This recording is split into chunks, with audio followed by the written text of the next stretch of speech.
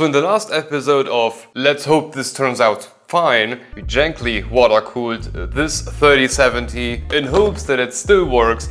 And for today, we wanted to elevate this Steck 2.0 in order to have a look at the radiator fan situation. How far can we go? How much radiator will fit in here? And all of that. Now, by default, you can already see, based on where the top plate and the bottom plate are supposed to go, there just isn't a lot of space. You will fit 50mm fans in there, that's not a problem, but anything that goes beyond that is basically a no-go. Now in the bottom it's a bit of a different thing, because originally, and I should have the piece somewhere here, yeah, there it is. Originally, there is this piece in there. Now, you have basically two different fan brackets. One in the, let's say, top, and you have this here underneath this. And what you can do is remove basically one of them and just use the other one and be happy that you basically want a couple of millimeters, which is why I removed this one, because we need every bit of freaking space that we can get. Now, this is the default situation. Of course, any radiator or almost any radiator won't fit. This just won't happen. I do know, funnily enough, that in the bottom, because I tried this morning, in the bottom you can actually fit the 25mm radiator in there. However, without any fans. Maybe with one if you somehow manage to squeeze it in here, but no way that there will be two fans. So anyway we twist or turn this will either become a passive radiator build by default, or we need to push things up, which is what we're going to do now. And I truly hope that I can fit two Rads in there. Oh, please fit two Rads.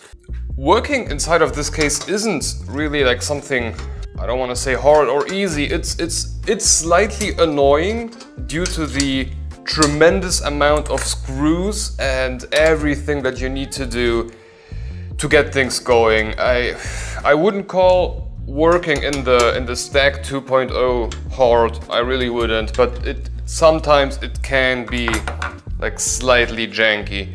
So we just removed the two screws that were holding these clips, which are then holding the top plate, and you basically exchange them for this piece. Seems fairly easy. And then you mount the clip piece onto the top. And number two. One really nice thing about this case, everything is using the exact same screw. And I couldn't even really tell you which one it is. It is not one of the standard PC screws, but you get bags and bags of these screws and everything is using the exact same. At least that makes stuff a bit easier. Nobody saw that.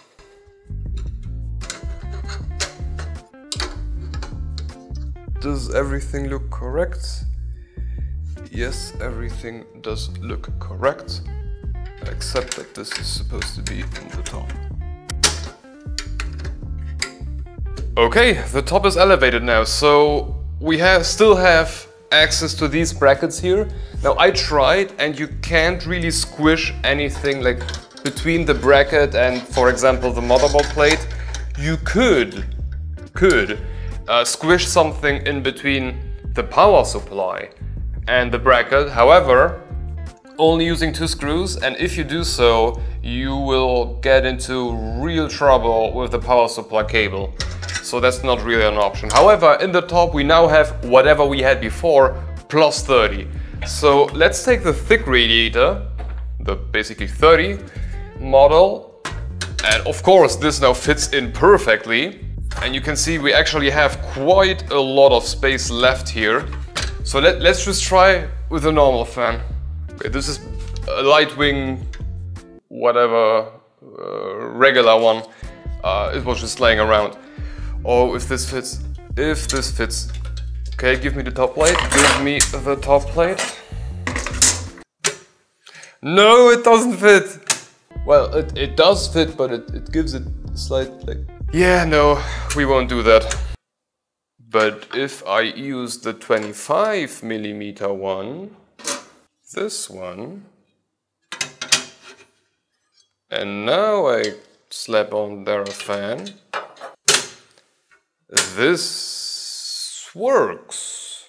Okay, so right now, assuming that we are going to have the same space in the top as we will do in the bottom, I can pretty much safely assume that one of the radiators will have 25mm fans and the other one will have only the 15mm one, which is okay, because that means that for the 58R X3D and a 3070 we are going to have basically two 240 radiators, one thin one thick one with regular. That will do. I think that will do perfectly fine. So let's just now elevate the bottom and have a look if we are not maybe getting more space in the bottom so that we can fit the 30mm radiator plus a 25mm fan, because if that is the case, somehow that would also mean that I can run all 25mm fans in here. I don't think that will happen, but if it will happen, then we are going to have one hell of a cooling machine.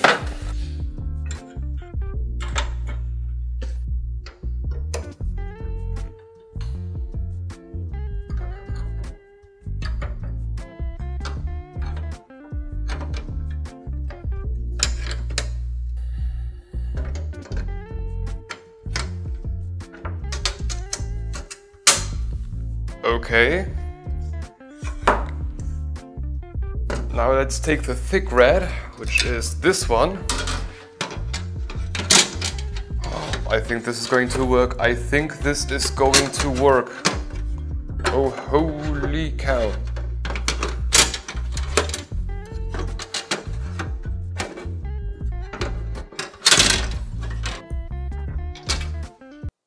It works.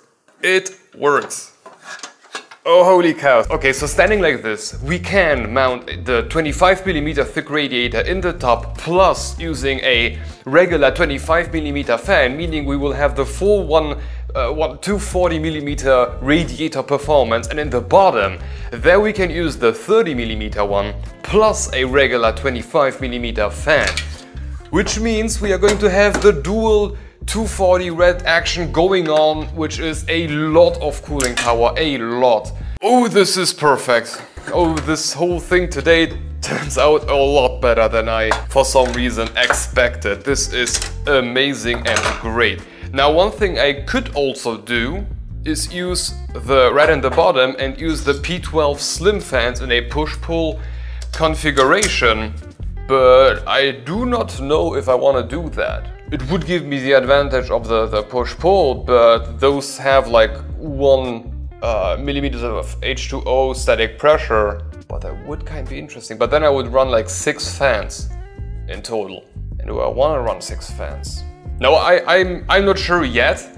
So we have two possibilities. The top one is going to be regular 25mm fans, just for the added pressure, and we need to push the heat out in the top. For the bottom one, we can basically decide, do we want to go push-pull, do we want to with the slim ones, or do we want to use the regular 25mm ones and then just pull it in from the bottom. I tend to go fans on the inside, radiator at the bottom, and then fan pulling air through the radiator, and then everything upstairs, just so that we can see the fan actually. I guess I want to do that, but that's something that I will have to decide for the next time. For today, I'm just really glad that this works. So for the next time, I think we are going to prepare the motherboard. We need to install the water block, which, as far as I can tell, is like a do-it-yourself assembly process, so I have no clue what will be waiting there, which is why I don't want to start this today. So I will leave that for next time, and then we can start assembling all the stuff and see if somehow, somewhere, we can manage to fit in a reservoir. But if we don't, I don't really care that much, because AlphaCool slaps in like holes everywhere in the radiator. So what I will do in the worst case scenario is just open the top one and then fill the loop, let it run, fill it, and without reservoir basically, like an AIO. Just no res, just completely fill it up and then leave it like that. That's the worst case scenario if everything else goes wrong, but who knows, maybe we will find a spot somewhere, somehow to fit a reservoir. You never know. We will see about that. But for today, I think I'm going to end it here. I'm just glad both radiators fit, mini ITX case, two 240mm radiators, one thicker than the other one, which is an accomplishment. I'm really proud that this works fine. So okay, for today, thank you for watching and stay tuned for the next time. Next time is going to be all about the Nuvolo Aquanaut Extreme. All black, all nice, all shiny. This will take forever, but we'll see on the next time. Bye bye. O-ring lower block screws, O-ring bracket cold plate screws. This is a lot of work. Oh, thanks God. Oh, aim for mounting brackets. I was afraid that it's like LGA 1200 only, and then I'm really screwed. But no. I can fit this. Yeah, this is going to be an adventure.